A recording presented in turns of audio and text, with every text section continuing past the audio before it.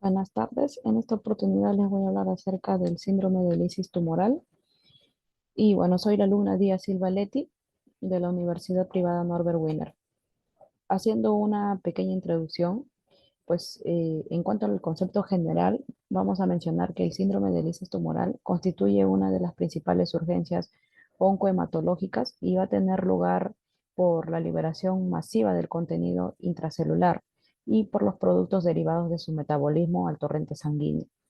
Y esto pues se va a efectuar tras la rápida destrucción de un elevado número de células tumorales, dando lugar a que se produzca hiperuricemia, hiperpotasemia, hiperfosfatemia e hipocalcemia, una vez superada la capacidad homeostática del organismo.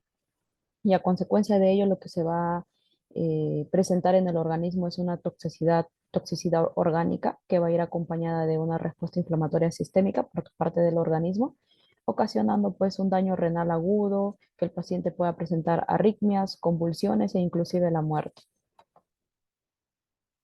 En cuanto a en la patogenia, pues lo que podemos evidenciar en la imagen es que va a haber que la hiperuricemia, la hiperpotasemia y la hiperfosfemia van a estar directamente relacionados, ¿no?, a la liberación de elementos intracelulares o al catabolismo de estos. En cambio, en la hipocalcemia, va a estar, es secundaria al ajuste homeostático necesario para poder mantener constante el producto del calcio fósforo plasmático. La hiperuricemia básicamente se va a producir por la metabolización de grandes cantidades de purinas provenientes en este caso del ADN de las células tumorales hacia ácido úrico y puede desarrollarse dentro de las primeras 48 a 72 horas post tratamiento de quimioterapia. Esta sobrecarga de ácido úrico lo que hace es sobrepasa la capacidad del túbulo proximal de reabsorberlo, con lo que se cristaliza y precipita en el túbulo distal y colector, apoyado por la secreción de ácido úrico, ¿no?, y la acidificación de la orina que ocurre en esta porción tubular. La hiperpotasemia, esta va a ser la consecuencia esperable de la liberación masiva del principal catión intracelular, y el ascenso del potasio pues sérico ocurre entre las 6 a 72 horas post inicio de la quimioterapia, y sus consecuencias agudas son las más temidas en este síndrome de lisis tumoral. La hiperfosfatemia ocurre por la liberación de grandes cantidades de fosfatos intracelulares y biomoléculas ricas en fosfatos, como lo son las proteínas y los ácidos nucleicos. Y debido a que los linfoblastos pueden contener hasta 4 veces más fosfato intracelular que los linfocitos normales, los tumores linfoides son especialmente propensos a desarrollar esta alteración metabólica, ¿no? En cuanto a los factores de riesgo, pues como ya traje aquí una tabla donde se puede evidenciar los factores que van a estar relacionados con el tumor, los que van a estar relacionados con el paciente y los que van a estar relacionados con el tratamiento, ¿no? En cuanto al tumor, bueno, va a depender del tipo de tumor que presenta el paciente, el volumen del tumor, si es que tiene un diámetro mayor de 10 centímetros, hay mayor riesgo de predisponente de que desarrolle el síndrome de lisis tumoral, si es una enfermedad metastásica en el momento del diagnóstico, si hay una alta tasa de proliferación tumoral, si hay infiltración de órganos o de la médula ósea, si hay leucocitos mayor a 25.000, si hay una quimiosensibilidad, o sea, tumores quimiosensibles, células germinales, células microcíticas pulmonares, si hay una alta carga tumoral como el lactógeno placentario que va a estar incrementado 2 veces su valor normal, y en particular, pues tumores como la leucemia linfoblástica, el linfoma no Hodgkin agresivo, linfomas, leucemia de Burkitt. En los factores de riesgo relacionados con el paciente, bueno, mayor predisposición al sexo masculino, paciente con una edad mayor de 65 años, que tenga una creatinina mayor a 1.4 miligramos por decilitro, si el paciente presenta una patología obstructiva renal, si hay hiperfosfatemia, hiperuricemia, hiperpotasemia, si tiene orina ácida y otras condiciones clínicas asociadas, como que el paciente presente hipotensión, hipovolemia, fallo cardíaco congestivo, exposición reciente a drogas nefrotóxicas, pacientes con enfermedad renal crónica y con oligoanuria. Y en los factores de riesgo que van a estar relacionados con el tratamiento, aquí va a depender del tipo e intensidad de terapia anticáncer que se le va a brindar, los fármacos biológicos que se van a utilizar, los esteroides, la talidomida, el interferón, el metotrexato intratecal, la combinación de bortezomib, ciclofosfamida, dexametasona, en el tratamiento, por ejemplo, del mieloma múltiple, ¿no? Y la fludarabina, rituximab y Ibrutinib para tratar la leucemia linfobástica crónica y el uso concomitante de drogas que pueden aumentar los niveles de ácido úrico, ¿no? Como por ejemplo el alcohol, la cafeína, el ácido ascórbico, tiazidas, aspirina y entre todas las que se puedan mencionar aquí en este cuadro, ¿no? En cuanto a la clasificación del síndrome de Lisis tumoral, este fue clasificado por Cairo y Bishop, y los cuales pues clasifican al síndrome de lisis tumoral de laboratorio y el clínico. En cuanto al de laboratorio, aquí vamos a tener en cuenta los valores de ácido úrico, potasio, fósforo y calcio. Lo que vamos a poder evidenciar es que va a haber un incremento de ácido úrico, de potasio, de fósforo y una disminución del calcio, ¿no? En cuanto al ácido úrico, este va a tener un valor mayor o igual de 8 miligramos por decilitro o un incremento del 25% de su valor basal. Asimismo, el potasio va a tener un valor mayor o igual de 6 miliequivalentes por litro o un incremento del 25% de su basal. El fósforo, de igual manera, en niños un mayor o igual de 6,5 miligramos por decilitro o en adultos mayor de 4,5 miligramos por decilitro, ¿no? O un incremento de 25% del subasal. Y el calcio, a comparación de los mencionados anteriormente, este va a tener una disminución del 25% de su descenso basal. Y bueno, vamos a hablar de síndrome de lisis tumoral clínico cuando la creatinina va a estar elevada de 1 a 5 veces mayor al límite superior, si el paciente presenta arritmias cardíacas, muerte súbita o en este caso también convulsiones.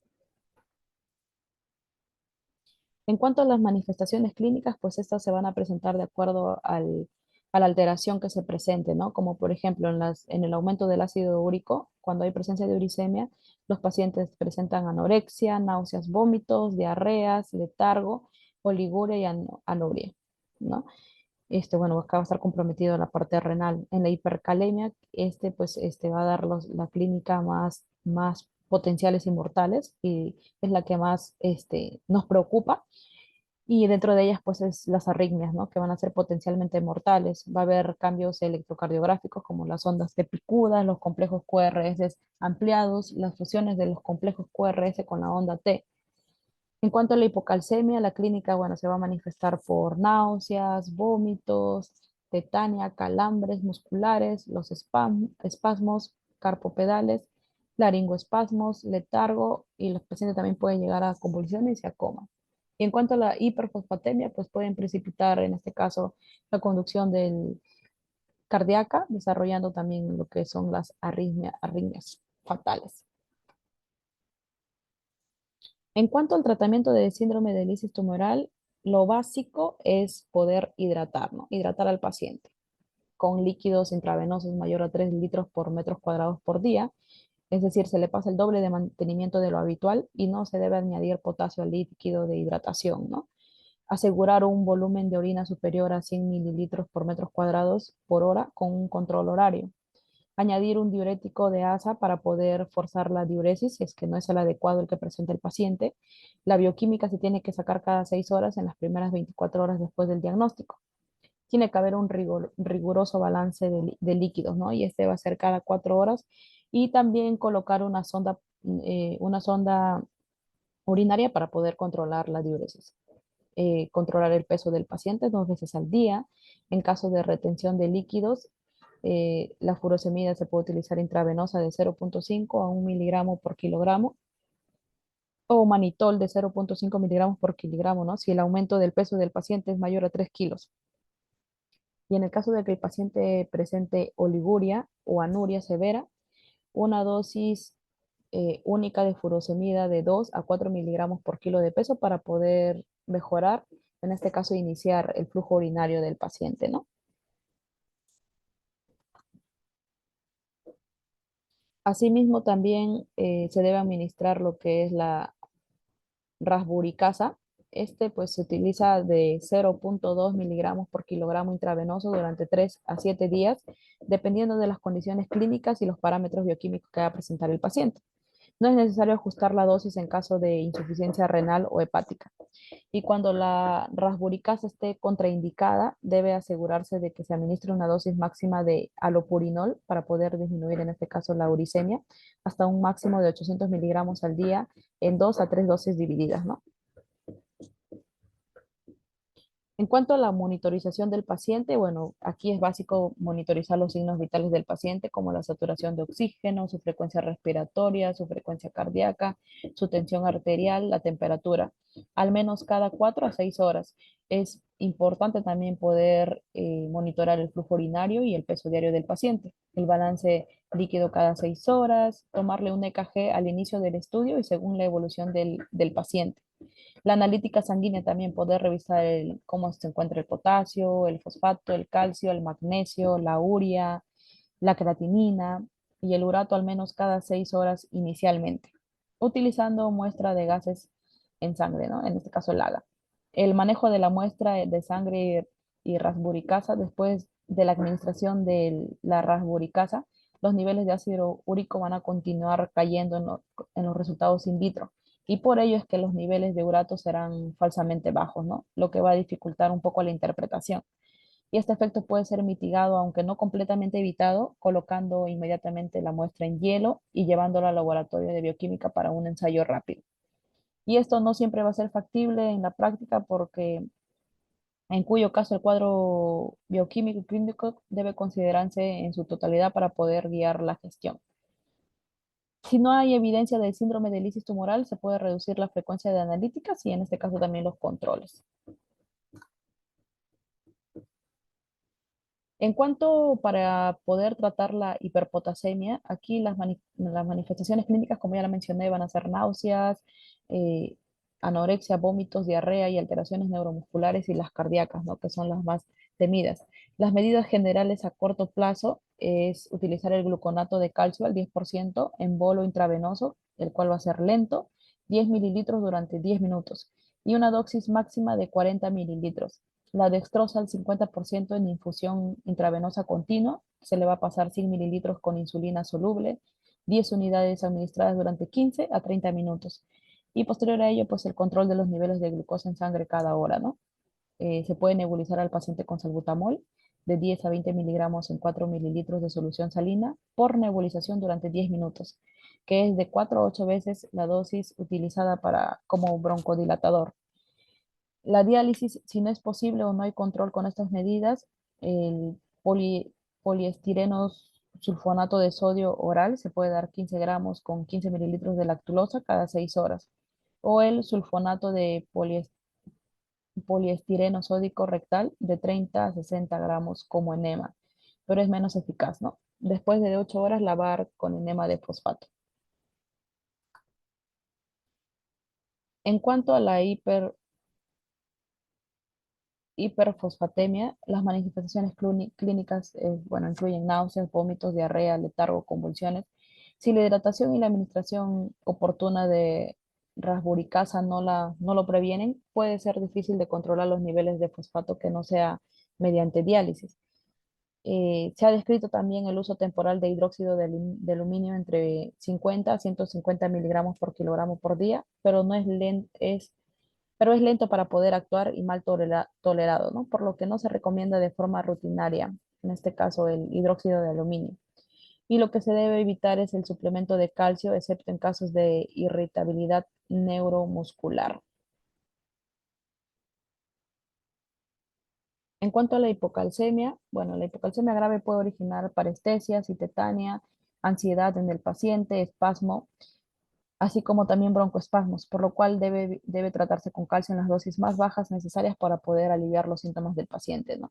Para evitar lo que es la precipitación del fosfato de calcio, la mayoría de los pacientes con hipocalcemia aguda sintomática, con hiperfosfatemia debido al síndrome de lisis tumoral, particularmente si el producto fosfato cálcico es mayor de 60 miligramos por decilitro cuadrado, no deben recibir tratamiento con calcio hasta que se pueda corregir primero la hiperfosfatemia. Y en la mayoría de las situaciones los médicos pueden usar quelantes de fosfatos orales, ¿no? Sin embargo, los pacientes con síntomas graves de hipocalcemia, como tetania o arritmia cardíaca, deben ser considerados para el reemplazo de calcio independiente del nivel de fosfato. Y los pacientes asintomáticos con hipocalcemia en este caso no requieren tratamiento. ¿Cuándo se va a indicar hemodiálisis? Bueno, se va a indicar hemodiálisis cuando el potasio está mayor a 6,5 miliequivalentes por litro a las 4 horas, a pesar de las intervenciones ya mencionadas. Si hay un aumento de urea, creatinina, este, o fosfato, a pesar de lo que ya los mencionaban con anterioridad. Si hay toxicidad en el sistema nervioso central secundaria a la uremia, si hay acidosis metabólica o si hay una sobrecarga de líquidos que no responden, en este caso, a los diuréticos que se han administrado al paciente, ¿no? En esos casos se va a proceder a realizar la hemodiálisis. En cuanto a la prevención, bueno, la prevención en los pacientes con bajo riesgo e intermedio, esto básicamente, como ya lo mencioné, lo importante va a ser la hidratación, ¿no? Eh, Hidratar al paciente antes del tratamiento anticáncer. El objetivo de hidratación va a ser de 2 a 3 litros en 24 horas, evitar el uso de potasio adicional en los líquidos de hidratación y la medicación para, en este caso, bajar el ácido úrico es el alopurinol de 300 miligramos una vez al día durante 7 días. Inicio 24 a 48 horas antes del tratamiento de cáncer. Reducir, en este caso, la purinola 100 a 200 miligramos una vez al día cuando el aclaramiento de creatinina es menor de 20 mililitros por minuto. En los pacientes con alto riesgo, la hidratación pues se debe comenzar 2 días antes del tratamiento contra el cáncer, ¿no? Administrar líquidos por vía intravenosa para poder mantener una buena producción de orina de 100 mililitros por metro cuadrado por hora. Considerar un diurético de asa, en este caso puede ser la furosemida, para poder forzar la diuresis si es que no es la adecuada.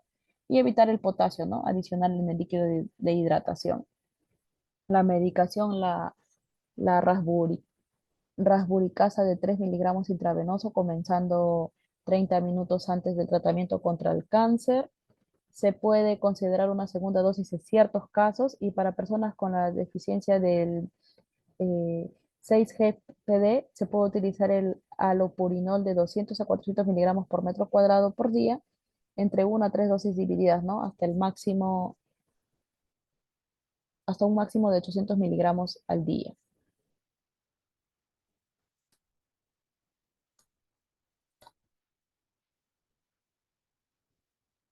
Y bueno, eso sería todo con respecto al síndrome de lisis tumoral. Espero que haya sido de su agrado. Muchas gracias.